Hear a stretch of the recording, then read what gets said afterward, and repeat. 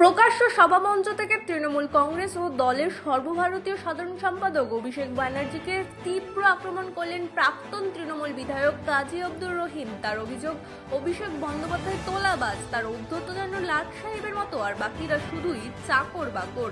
তৃণমূল সম্পূর্ণভাবে আদর্শচ্যুত হয়েছে, এই দল আর কোনোদিনও ফিরতে পারবে না। সভামঞ্চ থেকে রহিম আরও দাবি করেন, জালিয়াতি, চিটিংবাজি এবং তোলাবাজির উপর ভিত্তি করেই এই দল চলছিল।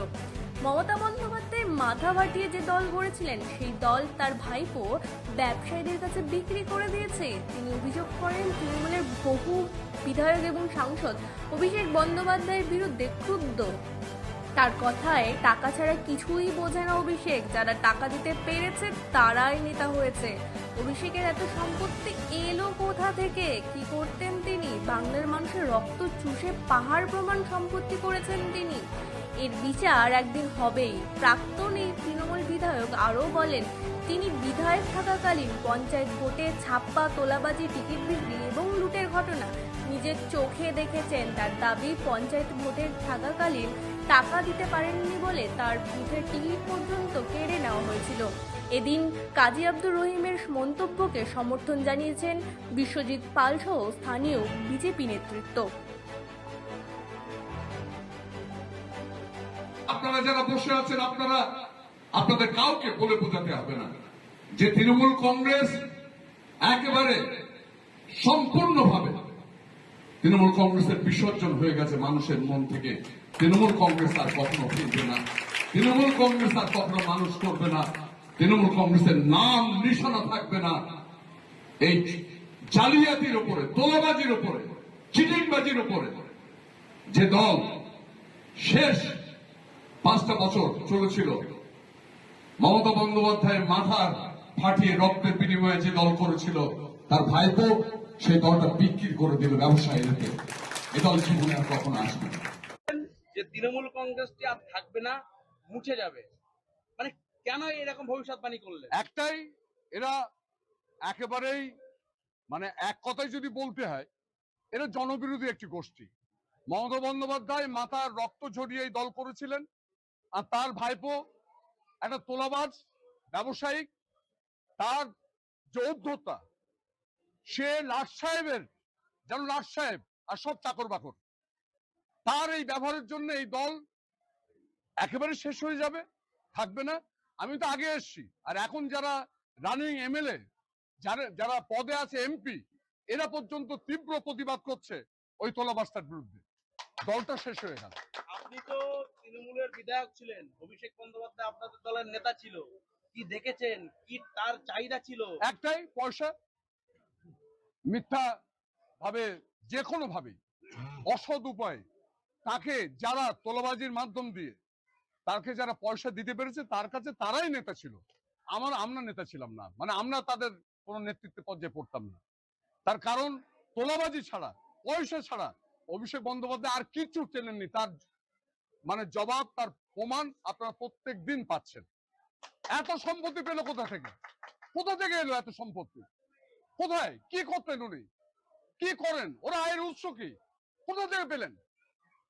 এই বাংলার মানুষের মুখের রক্ত একদল তোলাবাজের মাধ্যমে পাহাড় পরিমাণ অর্থ জোগাড় করেছেন অভিষেক বন্দ্যোপাধ্যায়। এর বিচার হবে, এবং এই বিচার মানুষের বিচার হবে। এই রেহাই পাবে না। আপনি তো তৃণমূলের বিধায়ক ছিলেন, তৃণমূলের এই যে ভরাডুবির কারণটা কি? একটাই, আমি বিধায়ক ছিলাম। আমি তো এই ভরাডুবির আগেই যখন আমি কংগ্রেসে যোগ দিয়ে তাদের বিরুদ্ধে প্রতীকী লড়াইটা লড়লাম, আমি যদিও শেষে এসেছি। অর্থাৎ এই ভরাডুবি হবেই। বাংলার মানুষের এই মনের যে লেখা, এটা আমি অবশ্যই পড়তে পেরেছিলাম। তার কারণ, আমি তৃণমূল দলে এমএলএ হওয়ার পরে 23 সালের পর যে অত্যাচার, যে ভাবে পঞ্চায়েতকে দখল, লুট, তোলাবাজি, টিকিট বিক্রি, সার্টিফিকেট কেড়ে নেওয়া এবং মানুষের অধিকার, কথা বলার অধিকার কেড়ে নেওয়া, সেদিন থেকে আমি বুঝেছিলাম যে দল থাকবে না। এই ভাইপোর নেতৃত্বে এ দল উঠে যাবেই। সেদিন আমি সিদ্ধান্ত নিয়েছি। আপনি বিধায়ক থাকাকালীন অভিষেক বন্দ্যোপাধ্যায় অফিস বা অন্য জায়গা থেকে কোনো টাকা তোলা বা এই সমস্ত ব্যাপারে কোনো ইনস্ট্রাকশন পেয়েছিলেন? আমি ইনস্ট্রাকশন, আমি তো কি বললাম যে আমি একজন বিধায়ক পশ্চিমবঙ্গের, যার বিধানসভায় তার নিজের কেন্দ্রে যেখানে বুথে ভোট দেয় সেই পঞ্চায়েতের আসনটাও তাকে দেওয়া হয়নি। কেন? এ বলার অপেক্ষা রাখে? আমাকে কেন কেন আমাকে একটাও টিকিট দেওয়া হয়নি, তখন আমি টিকিটের বিনিময়ে পয়সা দিতে পারবো না? সেই জন্য তো পরিষ্কার, এ তো দিনের আলম তো পরিষ্কার। আমি কেন? পশ্চিমবঙ্গ সবাই বলবে, সব নেতারাই বলবে। আচ্ছা, আপনার এই যে মানে বসিরহাট জেলা বা এই বিধানসভায় এই যে চক্র চালাতো কারা? সে আর এটা আপনারা সব থেকে ভালো জানেন, তার কারণ এত বেশি মানুষ আপনাদের কাছে অভিযোগ করেছে, আপনারা ভালো জানেন। আর তারা কেউ বেরোচ্ছেন না, সব ঘরের মধ্যে, তারা কেউ বেরোচ্ছে না। আচ্ছা, বাদুড়িয়ার যিনি বর্তমান এমএলএ হয়েছেন আপনি ছিলেন, কাজী আব্দুল রহিম এমএলএ ছিলেন, নতুন যিনি এমএলএ হয়েছে তাকে দেখা যাচ্ছে না, ব্যাপারটা কি বলুন তো? সেটা এক মানুষ তিনিই বলতে পারবেন। কেউ দেখেননি, আমি শুনছি। হ্যাঁ, এবং আমি খুব যেহেতু আপনাদের কাছে শুনলাম শুধু নয়, আমি সোশ্যাল মিডিয়াতে শুনছি, বা দলের কর্মীরাও তারা এখন কিন্তু আর ভয়ে ভয়ে কথা বলছে না। তৃণমূল দলের নেতা কর্মীরা, সাধারণ মানুষ ভয় করে কথা বলতো, আজকে তৃণমূল দলের তরফ থেকে বলছে যে জেতার পরে নাকি তার সঙ্গে তৃণমূলের দলের নেতাদের দেখা হয় না। আমি ঠিক বলতে পারবো না, ওরা জানে, ওরা বলতে পারবে। দাদা, বাদুড়িয়ার তৃণমূলের প্রাক্তন বিধায়ক কাজী আব্দুল রহিম তিনি বলছেন অভিষেক বন্দ্যোপাধ্যায় তোলাবাজ, তৃণমূল দলটি ধুয়ে মুছে ছাপ হয়ে যাবে, তৃণমূল দলটি থাকবেন না। অভিষেক বন্দ্যোপাধ্যায় সম্পর্কে বিস্ফোরক মন্তব্য করছেন প্রাক্তন তৃণমূল বিধায়ক কাজী আব্দুল রহিম। কি বলবেন এই মন্তব্য নিয়ে? দেখুন, আব্দুল রহিম দিলুজা যে কথাটা বলছেন একদম কিন্তু সত্যি কথা। কেননা টিএমসির অভ্যন্তরীণ যে বিষয়গুলো উনিই জানতেন, আমরা তো বলতে পারবো না, যেহেতু উনি বিগত 5 বছর টিএমসির বিধায়ক ছিলেন এবং উনি জানেন যে কাটমানিগুলো ওঠে, বালি, কয়লা, গরু, এভরিথিং সব কিছুতেই কাটমানি কাটমানি কাটমানি। যে কোনো কাজ করলে কাটমানি ছাড়া চলে না। জমির থেকেও কাটমানি উঠতো, সেই কাটমানি কিন্তু 70% 80% কালীঘাটে যেত কার কাছে? অভিষেক ব্যানার্জির কাছে।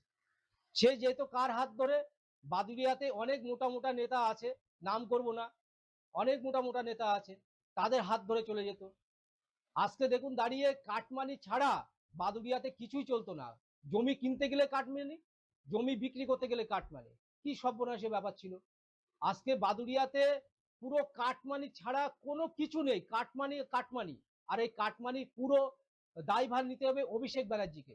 অভিষেক ব্যানার্জির উঙ্গলি হিলনেতে এই কাটমানিটা চলতো। বাদুড়িয়া যারা নেতা আছে তারা কিন্তু অভিষেক ব্যানার্জির কথা মতন কাটমানি তুলে অভিষেক ব্যানার্জির কাছে পাঠানো হতো।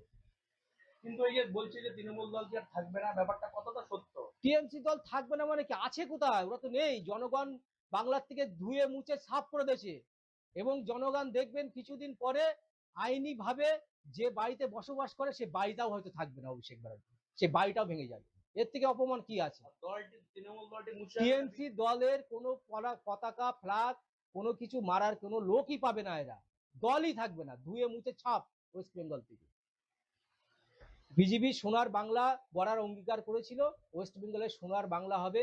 প্রধানমন্ত্রীর, আমাদের সম্মানীয় প্রধানমন্ত্রীর যা কথা, সবকা ছাপ সবকা বিকাশ, এটাই আমরা করব, বাংলাকে সোনার বাংলা করব। এবং আপনারা দেখছেন, সাংবাদিকদের মাধ্যমে দেখাচ্ছেন আপনারা যে আমাদের মাননীয় মুখ্যমন্ত্রী শুভেন্দু দা কিভাবে কাজ করছেন, কিভাবে এগিয়ে যাচ্ছেন, দাবান মুখে, দাবাং যাকে বলে সেই মুডে কিন্তু উনি এগিয়ে যাচ্ছেন এবং বাংলাকে উন্নয়নের পথে নিয়ে যাবে। তার নাম। ব্যুরো রিপোর্ট, রাত দিন নিউজ নেটওয়ার্ক। पिताजी